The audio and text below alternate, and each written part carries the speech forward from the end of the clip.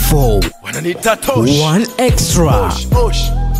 Kichwa moshi hazintoshi. Kumekuwa na stori mbalimbali kuhusiana na muonekano wa mtoto wa kiume wa Drake anayefahamika kama Adonis, na peji mbalimbali mapaparazi wamekuwa wakijudge muonekano wa mtoto huyo na muonekano wa babake Drake na kusema ni vitu viwili tofauti kabisa, na wengine wakienda mbali zaidi na kuuliza kama huyo ni mtoto wa Drake kweli. So rapper huyo kutoka Toronto nchini Canada ameeleza namna ambavyo alifanya vipimo vya DNA, yani alifanya kipimo cha DNA mara 3 ili kujiridhisha kwamba mwanawe wa kiume Adonis ni damu yake kweli.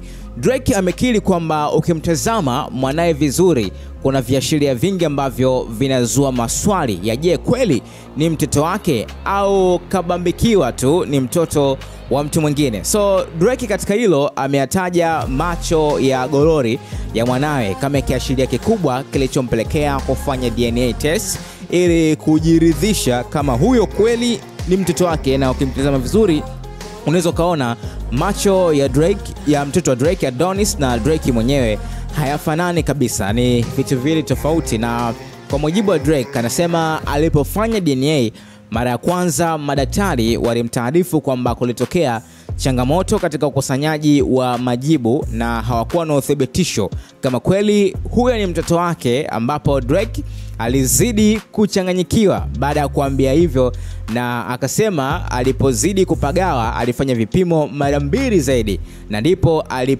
alipojiridhisha kuwa Adonis ni mwanawe wa kiume. So ni kauli ambayo ameitoa na nadhani anafunga mjadala kuhusiana na watu wanavyoendelea kujudge kuhusiana na muonekano wa mtoto wake huyo Adonis. Ukiangalia rangi, sura, macho ni vitu viwili tofauti kabisa. Una mtazamo gani kuhusiana na huyo mtoto wa Drake wa kiume Adonis?